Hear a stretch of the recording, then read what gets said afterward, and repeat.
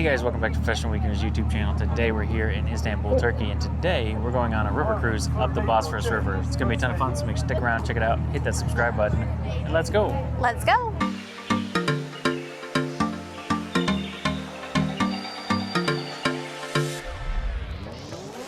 Alright, hope you guys can hear this. Alright guys, like Lewis said, we are here in the good old Istanbul, Turkey. It is our last thing that we're doing before we hop on a plane and head over to Cairo. But with that being said, Lewis has been dreaming about coming and getting on this river.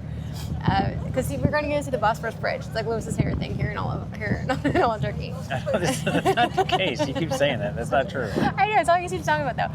But really excited. We had a fantastic time in Istanbul and we're really excited to go on the sunset cruise. Highly recommend checking out Istanbul. So obviously watch our videos, but finish this one first. So we're going to see all the highlights. We're going to go back in time. Oh, we're going to go back in time. Yeah. Okay, so then we're going to go back in time because we've already To getting on the boat. To getting on the boat. And we've seen a Navy destroyer ship, it's actually moving over there now.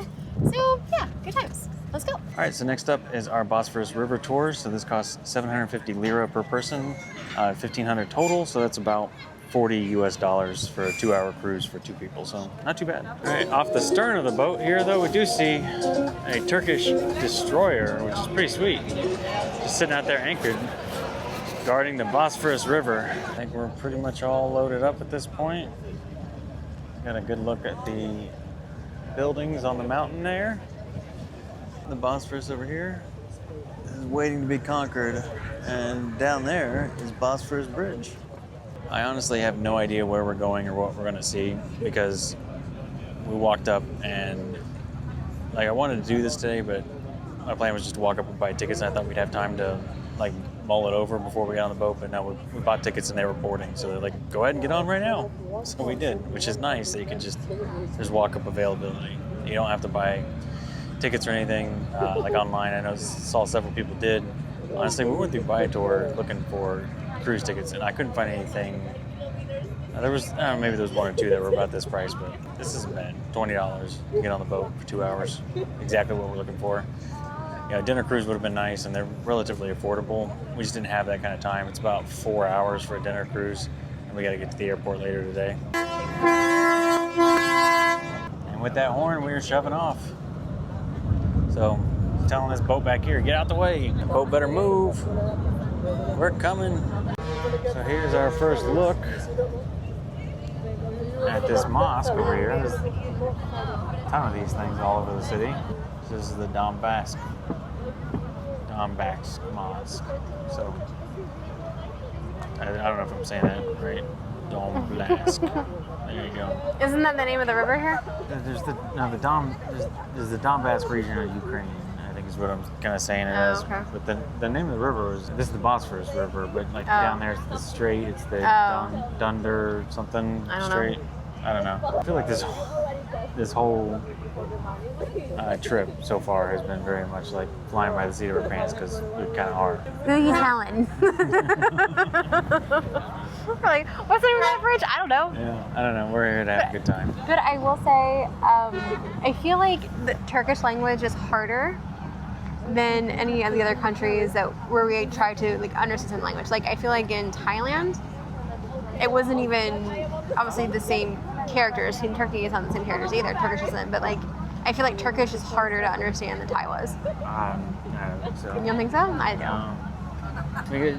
So many people here speak English. Just about, 90% of the people we've run into speak English.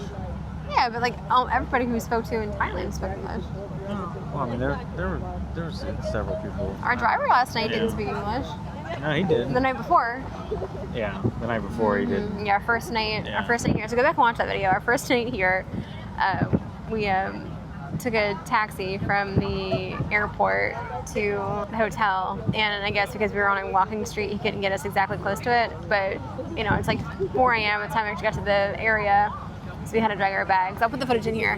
Had to drag our bags like a mile to where our hotel was. So good times. Well, here's the palace. Oh, that's beautiful. So that's where we're passing by now. This is the Dolmach. I don't know how to say these things. Can I see it?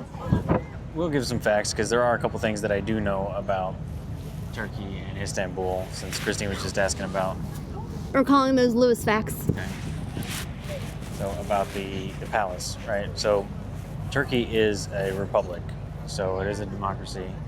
However, this whole section was part of the Ottoman Empire, right? The World War I happened in the 1910s, and then following that, there was a lot of instability in the region, and there was actually an uprising, a revolt, people crying for democracy, and there was a major sweep wave over the nation. And in 1930 is when they renamed the city from Constantinople to Istanbul. Locals had already been calling it Istanbul for a long time because that's like the Turkish word for the city, but internationally they've been calling it Constantinople, which goes back to like the Greek. And so in order to break from the Greeks, you know, particularly after World War I, this area was occupied by the Greeks, part of the Allied armies. So in order to like break from the Greeks, and they pushed the Allies out after World War I, that's when they decided to rename the city Istanbul. And the way that they made it permanent and made everyone around the world take notice is that they decided to stop delivering mail if it was addressed to anywhere else other than Istanbul. Aww. So there used to be like 4 or 5 different names for the city. Yeah. The biggest one was Constantinople. The post office said no, Constantinople doesn't exist anymore. We're only accepting mail to Istanbul. Way to stand your ground, the post office. I'm here for it. Yeah, it is a nice little story, but it's also funny too that that's such a 1930s thing to do. I love it though. Could you imagine if we're just like, nope, not going to North Dakota. Let's call it North Dakota, right? Like, you know. Yeah. And there is the Bosphorus Bridge. I tell you what, it is sheer madness out here on the river. There's so many boats going in so many different directions. Just every time you change, you look around, people are just going every which way, and everyone seems to be going at full throttle too. Of course, here's the wake coming off the boat.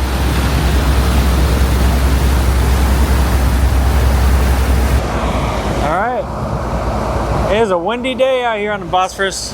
You can see there's another mosque up there. That's a pretty big one. I don't know what that name is. The name of that one is, but I feel like that's the theme of this tour. There's a Turkish flag flying. See a big radio tower over there. Beautiful out here with the sun setting. Of course, the seagulls following the boat too. It's super windy up front, but man, that's a big bridge.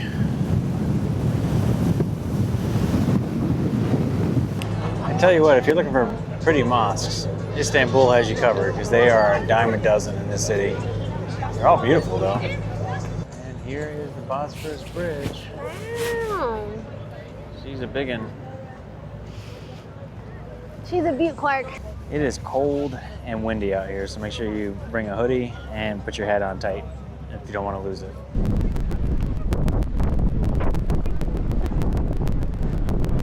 How's that if you want to do one of those private yacht tours? I mean, he's sitting there in that wake, he was bobbing all over the place.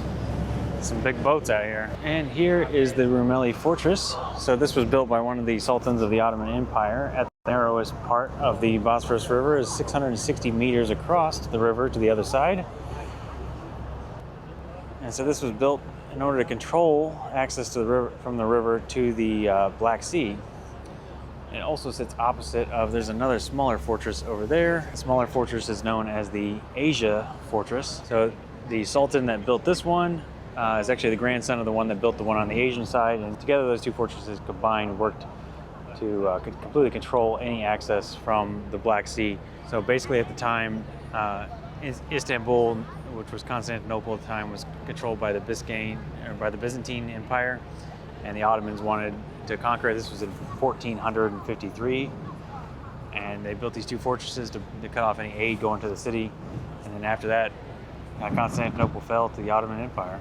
We're also coming up on the Faith Sultan Bridge, which is taking advantage of the natural geography here and spanning the river at the narrowest point. And I think this is going to be the turnaround point for this cruise because it seems to be the turnaround point for most cruises. And right on cue, we are turning around right here at the Faith Sultan Bridge. One thing I've noticed about Turkish architecture is a lot of times the second story and above is a little bit larger than the first story. You can even see that here on the house by the river as well. Traditional architecture in this part of the country, and basically it allowed them, particularly like in Istanbul, where they could build out over the streets without having to actually own the land. So you get a larger footprint of a house with smaller land usage. But you can see even though these buildings are much more modern, they all kind of go up and they flare out, even at the top, or, oftentimes it's the second story. And here we are coming up on the Asia Fortress. So as I mentioned, this was actually built by the grandfather Sultan of the Ottoman Empire.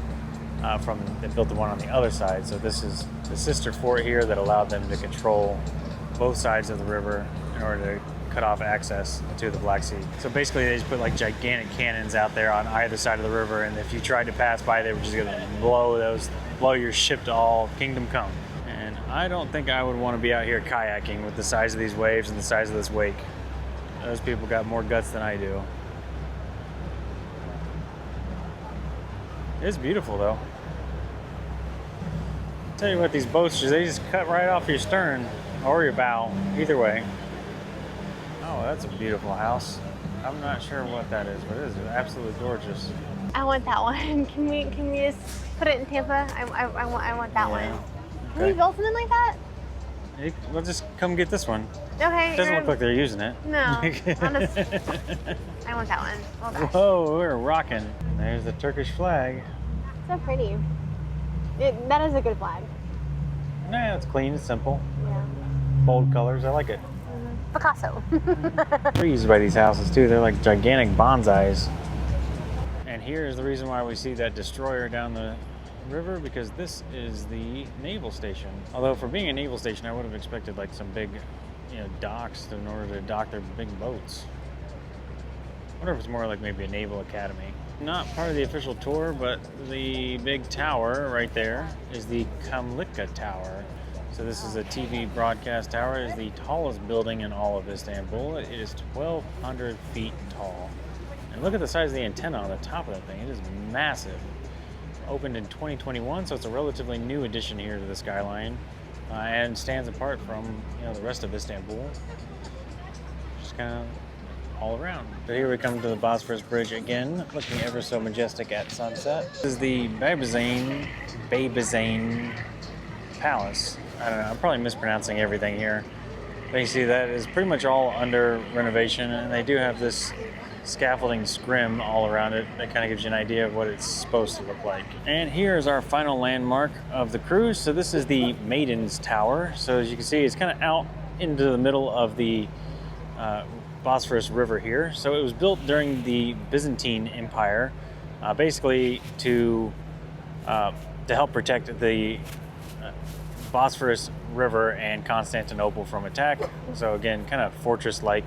But the local legend of this place is that it was actually built by one of the emperors due to a prophecy that foretold his daughter's death. So supposedly his daughter was prophesied to die on her 18th birthday of a snake bite. So he built this out in the middle of the river with the thought that no snake could get to her. He locked her up in this tower.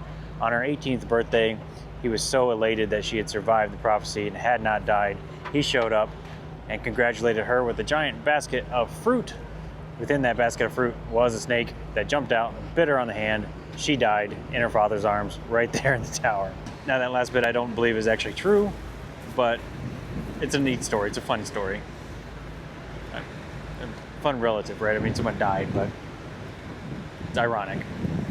What do you think about the Maiden's Tower? I think it would be tragic for someone to die on their 18th birthday from a snake bite. You think you check the fruit first. But, I mean, what a way to go. A freaking snake bite on your 18th birthday? There you go. Bruh. Yeah, I mean, you'd think that if there was a prophecy about your daughter dying of a snake bite, you wouldn't bring her a basket of fruit like that. You would check the basket first. Get her an Xbox or something. Back here, too, we get one last look at all of Istanbul as the sun sets. So there's the Blue Mosque and the Grand Mosque where we stayed over there. The tower that we climbed earlier in our probably last video is right there. Beautiful views from up there. We'll put a link to that video and all of our videos from Istanbul in the description down below. And don't forget to follow along, hit the subscribe button, because tonight we're flying over to Cairo and we're gonna have a ton of stuff to see over there as well. All right, so here we are, we're pulling into port. So that basically wraps up our river cruise. So here are your pro tips. I'd say number one is definitely dress warm, because even though today was a relatively warm day, you get out here on the river and that wind is whipping and it is very chilly, especially at sunset. Pro tip number 2 is get all the free water that you can because they have free water on board. Water can be a hot commodity in this city. Obviously, we're not just drinking out of the tap here, so get free water whenever you can, absolutely. And pro tip number 3 is do your research. Obviously, you saw at the start of the video, I was not prepared for this. But as the cruise went on and things settled in, it became a little bit easier. Did some quick internet research. And I was able to actually understand what I was looking at. You can also buy the audio tour as an option as well if you don't want to do your own research. But honestly, it's not hard. And if I had a couple minutes before we went and had time to look up the map and what was going to be there, you can definitely do it. It's easy enough. Anyways, that's going to do it for us today, guys. Remember, hit that subscribe button. Really appreciate it. Really helps us out. With that being said, we're out of here. And we'll see you next weekend. Bye.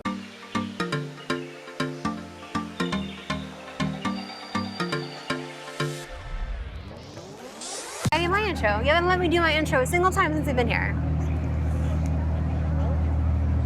Wait a minute. Did it not record that just now? Hey, guys. Welcome back to Weekenders. No. Okay, I do see over there too is like call it the widow's cabin or something. I don't know. So, anyways, that's gonna do it for today, guys. Remember, hit that. Get in behind me. Get in behind me. Quick. Quick, quick, quick, quick, quick, quick, quick. Oh, okay. We'll try again. You love bridges. Yeah. You love tall things. I don't know why you married me to someone short thing. Yeah. It make me feel tall. Oh, does it? Yeah. I don't know if you're hearing any of this. My mic's in my shirt. Okay. But maybe. To cut off the Biscayne Empire. So basically, they just put like gigantic cannons out there. So basically, they just put I don't wonder what insurance is. I don't know what that costs. Basically, they just put